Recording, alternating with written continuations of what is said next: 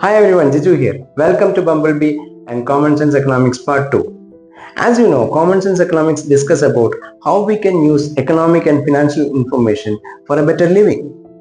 And today we are going to discuss about a very important concept which is called financial value of human being. Please don't get confused. I am not going to discuss about your bank balance or the value of assets you hold or your net worth. They are all totally different. Put it aside. I am just trying to put a price tag on you. Like other assets. Every asset will have a price tag, right? Likewise, you will also get a price tag. Are you interested? Or you may think that why should I require a price tag? Or why should I know my financial value? It is important because if you know your financial value, you can plan your life and your dependents' life better. That is what we discuss in this video in detail. This video may be slightly lengthy. Please do watch till the end so that you will get a better clarity on the concept. So we'll start the discussion with a question. What is your value? Very difficult question to answer, right? Because people may think that I cannot calculate my value. My value is unlimited. I am so precious. Everyone thinks that their life is very important for them. This is because we are thinking emotionally. There are two sides of the brain. One is the emotional brain and the rational brain. Emotional brain talks about love, relationship, attachment, instincts, etc. And rational brain talks about logical reasoning, planning, etc. So emotional brain is very important, or emotional thinking is very important for human being. But for the time being, we just ignore that. We are focusing on the rational brain only. So we use our rational brain to calculate our financial value. Now what we need to understand here is that our value is a dependent variable. That means our value depends on how others feel about us. For example, A and B are two individuals. They are emotionally connected. So in A's absence, B may feel bad. Here absence means it is a permanent absence, that is death. So in A's absence, B may feel bad. Then there is emotional value. If there is no emotional connect, then there is no feelings and there is no emotional value also. Same is with financial value. If a person earning for his family dies, then there is a financial loss to the family, and that is his financial value.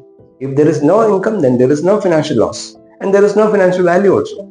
Precisely, the value of an individual, whether it is emotional or financial, is felt in the absence of that individual. So when we talk about financial value, our financial value is the financial loss our dependents have in our absence. Hope your understanding is clear so far. Okay, now we know where to start with. We have to start with calculating the total financial loss in the absence of an individual.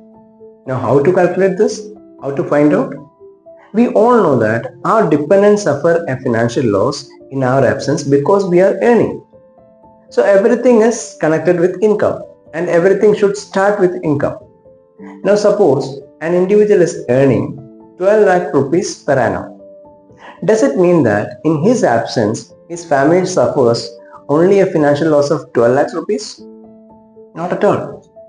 Then what is the total loss? What is the total financial loss? How to find this? Things are getting complicated. Now, here we need to apply some common sense. We have to make some assumptions. The first assumption is that we keep on providing same financial support to our dependents throughout their life. I repeat, we keep on providing same financial support to our dependents throughout their life. If we are able to calculate that total amount, then that is the total financial loss in your absence. But it is not very simple. How to calculate that? Because we don't know the longevity of our dependents. How long they live, we don't know. We cannot predict. Again confused. Now again we need to make an assumption here. We need to make an assumption that is, we have to provide the same financial support to our dependents as long as they live. Then the problem is solved. But is it possible to find out that? Very complicated, no? Yes, it is very much possible. I have a simple method. We are going to do that. So we are going to practically do the calculation. But before that, let me make a disclosure here. Financial value can be calculated only for those persons having earned income. By the way, what is earned income? There are two types of income. Earned income and unearned income. Earned income is the income that you generate by your active involvement. For example, your profession, your agriculture, etc. Unearned income is the income that you generate without your active involvement. For example, interest income from bank deposit, rental income, etc. So we take only earned income. For learning purpose, anyone can do this by taking imaginary figures. And I request all of you to do the calculation along with me and be genuine while taking your financial information. Otherwise, the financial value that we arrive at may not be accurate. Let us start the calculation. Step number 1, you have to write down your annual income. For example purpose, I have taken Mr. X whose annual income is 12 lakhs. You can take your own. Step number 2, you have to write down your annual personal expense. Now what is annual personal expense? Why should we emphasize on personal expense? Because personal expense is the amount that you spend only for yourself. Any amount that is spent in common to your family or dependents will not be considered. For example, your mobile recharge, your travel expense, your food, your clothing, your entertainment, etc. But what is the logic? Why should we consider this? Because we are going to find out the financial loss in your absence. Your personal expense will not be a loss to your dependents. Anyway, they are not getting it. So that is the logic. So we need to reduce this annual personal expense from your total annual income in the step 3. Now in this example, Mr. X monthly personal expense is 20,000 rupees. That means annually it is 2,40,000 rupees. It is always better to take monthly expense and convert it to annual. It is easy and accurate.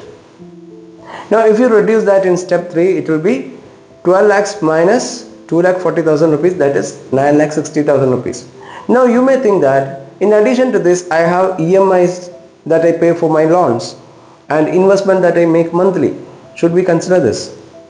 Don't take it right now. We will definitely consider that at a later stage. So when we reduce the personal expense from annual income, we got 9,60,000, and this is the realistic value available to the dependents of Mr. X. Now the problem here is this 9,60,000 rupees is only for 1 year. Now what is the total value Mr. X will be providing to his dependents throughout their life? If we know that, then only we can understand what is the financial loss to the family in the absence of Mr. X, and thereby we can arrive at the financial value of Mr. X. So I reinstate here, financial loss to the dependents is equal to financial value of an individual. Now how to calculate the total value? Just think about this. There is a certain amount of fixed deposit in the bank, which gives 9,60,000 per annum income at the rate of 5%. So this is the same amount that Mr. X is providing to his family. So this fixed deposit actually can replace Mr. X financially. So the assumption here is that as long as this fixed deposit is available, the family will get 9,60,000 per annum at the rate of 5%.